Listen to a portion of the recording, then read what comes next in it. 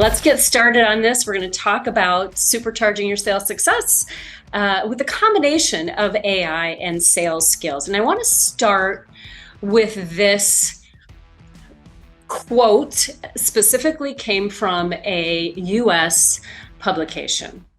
And it said, "This threat brings the technological revolution home to writers who are among the last individualists among us." It goes on to say, "This is going to make life more hazardous than it already is. It is a menace to the livelihood of scientists." So for those of you out there in chat, what do you think this is referring to?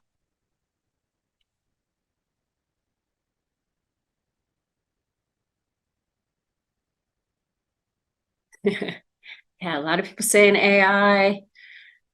Some people saying the TV. Give you the answer. It was the Xerox copier. So it was the desktop copier. Yes, this was in 1963. So it was in the Evening Independent. I mean, it's like that really freaked people out. It was a menace to society. So imagine how people are feeling around AI and what's happening right now. I want to take another, it looks like a toaster oven, says someone. I want to take another scenario that's a little bit closer, like in more recent history. And that was the introduction of the ATMs, the automated teller machines. And that initially sparked these fears that bank tellers would go away and lose their jobs. That was kind of the premise for putting these automatic teller machines, or these ATMs, out there. However, the data showed that the employment of bank tellers actually increased in the years following once it became a widespread introduction of ATMs. And that's because it reduced the bank's operating costs for each branch, which improved their profitability, which allowed them to open more branches. At the same time, it took off some of the repetitive tasks that the tellers did and created new roles for them so they could be more customer-centric. They could cross-sell those services. They could create more opportunity for the bank and for the customers. And so I really want you to think about AI in your business very similar to that. It's not going to get rid of your role, but it's definitely going to give you the opportunity to expand it. And so one of the things that we always talk about at Butler Street, particularly when you're introducing new things, and this could be your strategies internally, your tech stack, if you can get to the point where when you are introducing it to your organization, they feel like it's not really change, it's just the logical next step. And we really want you to think about how you embrace AI, and specifically Chat GPT is what I'll be talking about today, but how you embrace that is the logical next step to helping your sales teams find success. And Barry just talked about, right now, sales is more difficult than it's been in the past few months and last couple of years.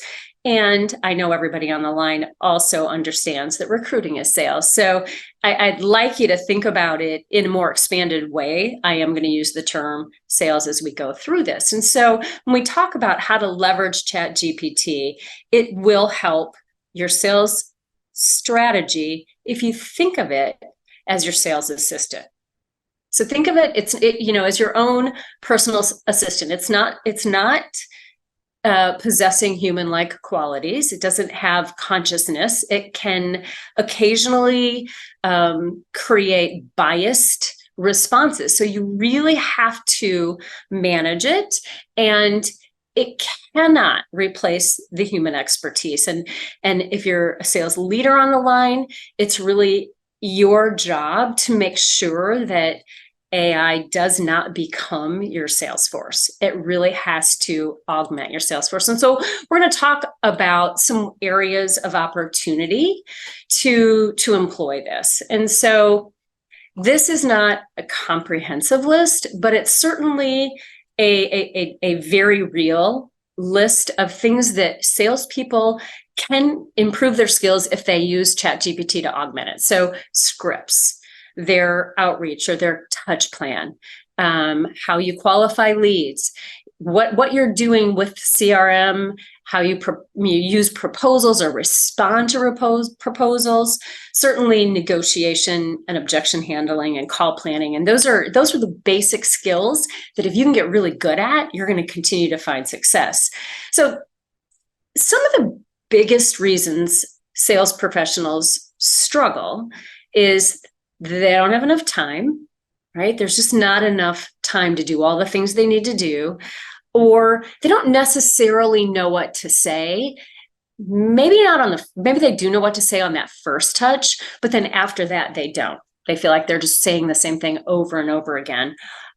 We hear they don't have enough confidence to push through those objections, and they really aren't adding value. So they're not in the operating reality of the prospect or the client, so that they can't sell the meeting, right? So, we understand that your teams or you personally are looking at a list of, 100 contacts that you need to get this week.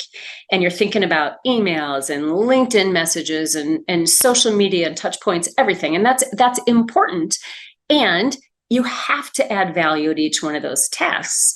Additionally, if you focus on those emails, LinkedIn, social media, those kinds of posts, you typically, and I'm using as salespeople collectively, don't pick up the phone. That's kind of the last thing. And so what we want to do is free up the salespeople's time, give them the opportunity so they know what to say, have them have enough choices so that they can push through objections, have confidence, and be really good at adding value so they can sell the meetings and pick up the phone. Because the thing is you all know the most important thing you need to focus on is closing the deal or closing for the meeting or closing for the order, whatever it is that salesperson is responsible for, and building meaningful relationships.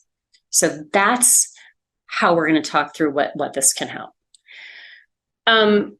When we do our sales training, one of the key sales skills is being really good at asking questions. And so we give this quote just to drive that point home. In the eyes of the customer or prospect or candidate, you are defined by the quality of questions you ask. So think about that. We've all been in scenarios where someone has asked us a really good question and we're like, that person they get it, they're smart. Or the opposite maybe has happened. But how do you feel when somebody says to you, wow, that's a really good question? You're like, okay, right? And that's what we want your sales teams and you to feel like. I'm asking the right questions. And so when you have your sales assistant of ChatGPT, it's the same thing. With ChatGPT, it's the quality of the prompts, right? So the quality of the answers is directly proportional to the quality of the prompts that you provide. So you have to get really good at thinking through, what am I trying to accomplish and how am I going to communicate this to ChatGPT in order to get the kind of output that will help me in my sales outreach, in my email communications, in my voicemails, in my phone calls. So the thing is, and Barry mentioned it, I'm sure Tom mentioned it, and it probably came up in some other sessions today, but prompt engineers are highly sought after positions. And these are positions that didn't even exist, several months ago. So again, it's changes never change when it's the next logical step. Like, we need people who are really good at prompt engineering. And so, our advice is, don't let ChatGPT become the newest time suck for your teams, because, how fun these rabbit trails can be when you're playing with new technology, and all of a sudden you're like, whoa, an hour has gone by and I've been just kind of playing on ChatGPT.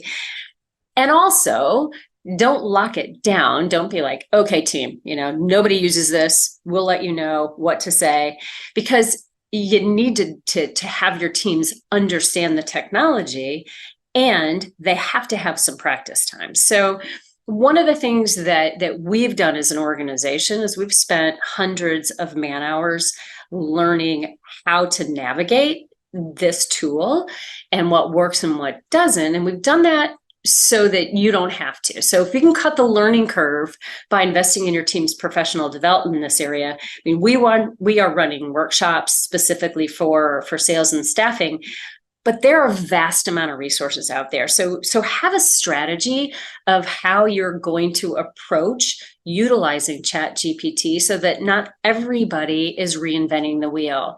Have a best practice tip opportunity, whether it's in your huddles or your weekly meetings and things like that, where people are learning from each other, because I've got some great tips. And next week, there's going to be a whole lot of new great tips that have just come on the market because there are new add-ins and things like that. So to give you a little bit of the detail, I'm going to start with prompts. Now, I'm not going to make you a prompt engineer, but I'm going to help hopefully cut through some of the learning curve. So 4 types of prompts as you are working with ChatGPT. Now, ChatGPT, the free version, is great, particularly if you are not already using it and using it in an advanced way. Once you are to that point where you're beginning to use it in an advanced way, I highly recommend you pay the $20 a month for the paid version for a few reasons. You have a lot more ability to add add-ins, which makes it current, and it's rarely down. Like sometimes the free version is unavailable because too many people are using it. So 4 types of prompts works in either version. There are instructional, exploratory, scaffolding, and interactive.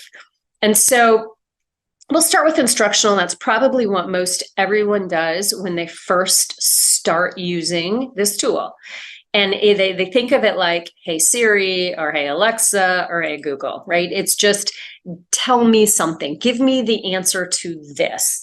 And so you're just giving a specific request. So from a staffing perspective, you may say, give me the top 4 or 5 challenges for a director of warehouse operations in the logistics industry.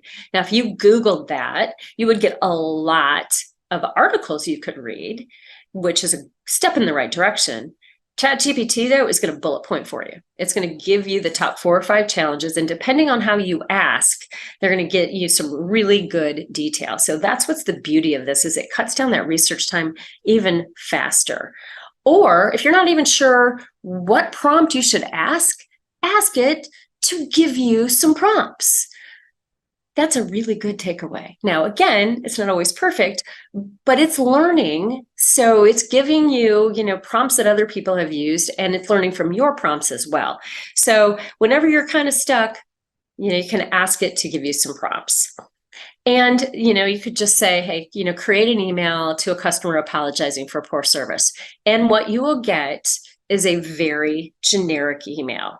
And I just need to pause there for a second and go back to why I said, please, please, please do not make this be your sales team or your sales effort, because of AI and because of the ease of creating these kinds of email communications, email has proliferated to all of the people you're trying to contact tenfold. And it's with messages like that are very, very generic. And so truly as a survival mechanism, your prospects are like, they can at a glance go, no, I'm deleting. And so you have to really be specific when you start getting into the prompts before you actually send anything out to your customer. So the next level is exploratory. So this is where you want to create some potential story, or you want to have a little bit more personalization. So this one is, maybe I want to write a blog about what the future would be like if a salesperson chose not to augment their skills by leveraging AI. So it's going to give me some things to start with, or some talking points. Or this one is, again, you asked before about the director of warehouse. You can get really detailed and say, what are the top 2 or 3 financial targets and operational outcomes for a director of warehouse operations in the logistics industry? So now you're taking it a step further, and you're really trying to understand, what do they get paid to do? What's important to them financially and operationally? So your message as an outreach can really hit home. And then the third type of prompt is scaffolding. And that's where you need the framework or structure to build upon. And this is where it's fascinating. And this is probably where the most man hours we've spent between this one and the next one to really cut down and help you get to the answers that are going to be the most impactful. But it's incredibly powerful. So this particular one, instead of that first one, which was create an email apologizing for poor customer service, you're creating a prospecting email to a high D personality. So for those of you familiar with DISC, that's the personality style. If you use PI, you can put that in, or Myers-Briggs. You can say, I believe my prospect or my contact is this personality style. So create a message that would resonate with that style. And by the way, they're the VP of sales in this case, the staffing industry, leveraging a 3-part value statement that clearly differentiates Butler Street from the competition. So this would be an example of something we would put in. We are calling on high D personality VPs of sales in the staffing industry, and we want to make sure that we use our format of a value statement to differentiate us from the competition. The second example here is you're asking it to act as a salesperson, so act as you, for a software company specializing in project management tools with the intent of looking to secure a meeting with potential customers in the construction industry. Generate a personalized message that highlights the benefits of your software for construction companies and engages in the recipient in a conversation. Be sure to include key details such as the software's features, how it addresses significant pain points, and any success stories or testimonials you can share. And remember to maintain a conversational tone throughout the message. So the example here, and I'm going to give you a prompt formula that kind of pulls this all together. That the point of this is to say, the more specific that you can get, the better results you're going to get. So the quality of your prompts. And so you really want to think about, who am I calling on? What matters to them? How do I differentiate my services? And how do I get a call to action, right? And you can do this with voicemails. You can do this with, okay, they pick up the phone and it's the first time we're going to talk, and really get good at it. And that's where this interactive part comes in. So if you have the paid version, you can get a Chrome extension where there's voice activation. And not that you need the voice activation. When you have the voice activation, however, it does help you simulate a real live role practice. One of the things that we are constantly asked and have been asked for the last 10 years is, what is the most important thing that you can do if you're trying to improve your team's sales skills or recruiting skills? And there's always a handful of things that are happening and relevant at the time of the market or the economic conditions. The one thing that has stood the test of time, that is as close to a silver bullet as you could possibly get, is to role practice, is to role play. We call it role practice, but practice and practice and practice your conversations in an interactive, go live way, so that when you actually are in front of a prospect, a customer, a candidate, you are really comfortable and you're crisp in how you say that. So what happens is people nod their heads. They're like, yes, we get it. We completely agree. It's the best part of any training we've ever been in. We don't love to do it, but we love how we feel afterward. And then they go back to their business and the whirlwind, and it's busy, and you're planning on doing those role practice sessions and they fall off the calendar and so on. So here's a helpful way that your teams can do it on their own. We do it as a group, as well as allow folks to do it on their own. But what you're doing is you're putting a voice add-in to ChatGPT, and you're giving them instructions to say, act as this position with this personality. This is the 5th time I've called you. You've never answered the phone. You're going to answer the phone this time. And give me this objection. And so you can go live with that. And it's pretty amazing how it doesn't let you off the hook. So sometimes when you're practicing with your peers or your boss or your employees, you kind of give them the edge. You're like, okay, that's fine. Let's, that's good.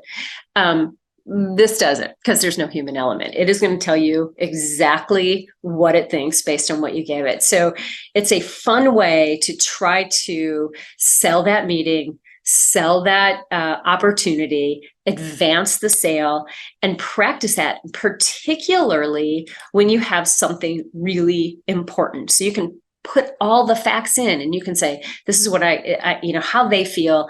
This is what I'm going to say. Let's role practice. And you respond as you think that person would. So whether or not they do is a different like thing, but you will be prepared and you will be confident. So I talked a lot about the different types of prompts, and this is the prompt formula. So it's the role plus the context plus the intent plus being specific, and then the response format that you would like. So that's what equals a strong prompt. So let me give you an example. In the role, you would say, act as if you are a salesperson. So because I'm a salesperson, I want it to do something that I would do. I want it to be my assistant. So act as if you are a salesperson. The context would be the situation. So I'm on my 5th attempt to reach out to a qualified prospect. The intent is I want to get a meeting on his calendar. The specifics of it is so I can share how I can add value to the company's talent acquisition strategy. And the response format is create an opening statement and some questions, assuming the prospect picks up the phone. Okay, so those are the types of things, if you go back to, people don't necessarily default to picking up the phone. And in part is they're not really sure what to say. And they're not really sure how to overcome objections that may happen. So I typed that into ChatGPT. I got a really nice opening statement back. But I will tell you, if I used it as is, it would not have been terribly effective, because they said the ChatGPT said something along the lines of, do you have a minute to talk? Which is something that we clearly teach not to ask, because they're probably going to say no. They don't know you. They weren't waiting for your phone call. And so I asked him to take that out, and he recreated it, did a couple of additional things. And so as you refine it and refine it, now you've got something that is really good to start your practice with. So, and I will tell you, if you guys keep it between us and the 250 some other people that are on here, we are sales trainers. We do this for a living. It's still hard. It's still one of those things that as you go into role practice, you're like, you do get stumped. And every time we do it internally, we get better at it. So that's my biggest takeaway from a silver bullet strategy. Get the prompt formula down and use it as an interactive way. Now, the other thing that you can do from an interactive perspective is, once you're done with the role practice, you can ask it how you did, because your team will tell you the good things that you did, and they might give you a little bit of a corrective action. Again, the non-human side of this AI thing is going to give it to you straight. You're going to have these facts. So love you to think about this formula from a success perspective. AI plus EQ plus H equals sales success. So AI, we all know what that is, plus EQ. So what about your emotional intelligence? Bring your human side to this. And H is the habits. So you can't just go one at a time and think you're going to have the answer and be on your merry way. You've got to figure out, like, how am I going to use ChatGPT with my sales methodology, with our skills, what habits are going to get into, so I can make more phone calls and I can build more relationships and have ultimate success. One survey that was done by Neil Rackham, who's been in sales forever and surveying that, and he did it in conjunction with Ernst & Young study. and he had sales clients rate what the most important thing is in terms of salespeople's quality when calling on them. And the top three were competence, candor, and concern. And the area where salespeople lacked the most, and this study, by the way, was done a decade ago, where salespeople lacked the most was concern. And that's still true today. So the competence, this can help you with sales competence, can also help you with candor, because it's going to give you the straight talk. What it can't do is show concern. So you've got to figure out how you can add value and how you can be in the customer's operating reality and how you can personalize it so they don't kick into their survival mechanism and go, here's another AI generated message that I didn't ask for and I really don't want to respond to. So use EQ, personalize it. You know their unique problems. You want to make sure that if you've had any interactions before, you're including that in. Personalize the greetings. You can tailor the tone and the language, and you can ask ChatGPT to help you with that. And if you definitely want to add relatable experiences like we've helped others. Again, the more you put into the prompts, the more it's going to help you when you come back. But sometimes if you just get that framework, that's all you need to start personalizing it as you do your reach outs.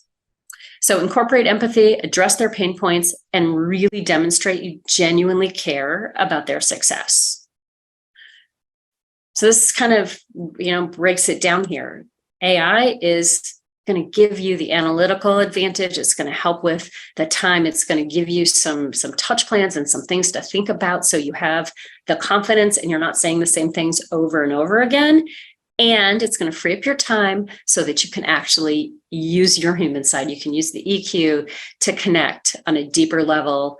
You have more empathy, can bring in your human touch because people buy from people and relationships matter.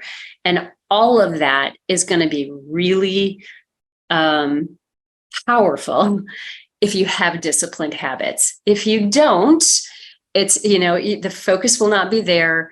And you and your teams will go back to doing things the way you did them in the past. So I know I'm out of time. I'm really on my last two slides. So I'm going to go technology for transactions, people for relationships. That kind of ties it all together. And this is that whole disclaimer that you get when you get like medicines and stuff. Follow your own organizational policies. Don't enter confidential information. Verify any information. Be mindful of your message. And don't stand on the tracks when the train is coming through. This picture was created by ChatGPT, which is kind of freaky. So with that, I'm right at 1:30. Sorry, David. No, all good. Thanks, Marianne. And there's some questions in the Q&A. Maybe you can stick around to answer, but there's two I'd love to answer with everybody before we switch. And I'm on the next session, so I can steal some of my own time. Okay. All right. So one is you mentioned a tool that you as a plugin to ChatGPT. This is the paid version 4.0 that allows you to do voice communication. Can you share what that plugin is? Yes, and it is a Chrome extension. So it's not a plugin. If I said plugin, I'm sorry about that. It's a Chrome extension. It's called VoiceWave. Okay. And if anybody on the line can't figure it out or whatever, reach out to us and we can send you a little kind of instruction on how to get that. All right. I need to turn myself off there. And the other question I want to answer live is, and I like this one because I think it's a fairly common perception. And if every recruiter or salesperson is asking ChatGPT to do something, they're going to get the same response, and everyone's doing the same thing with companies. What's your thought on that? I completely agree, and that's why I hope, like, if I could have had at the bottom of every single slide, AI plus EQ plus H. You have to add the human side because truly it is so obvious that it's auto-generated. Now, even if you do continue to get deeper and deeper, I can tell you this. Salespeople who use ChatGPT in the way that I described versus those who don't, the ones who do will win. When you get to everybody's using it, then you got to figure out, how do I add more value? What is, and kind of to quote Barry's best advice, where can I be better than anyone else? And that's what you need to communicate. Yeah, and I also think you talked about being specific. So if you're specific, I'm not going to get the same answer as you do because we're probably not putting the same specifics in.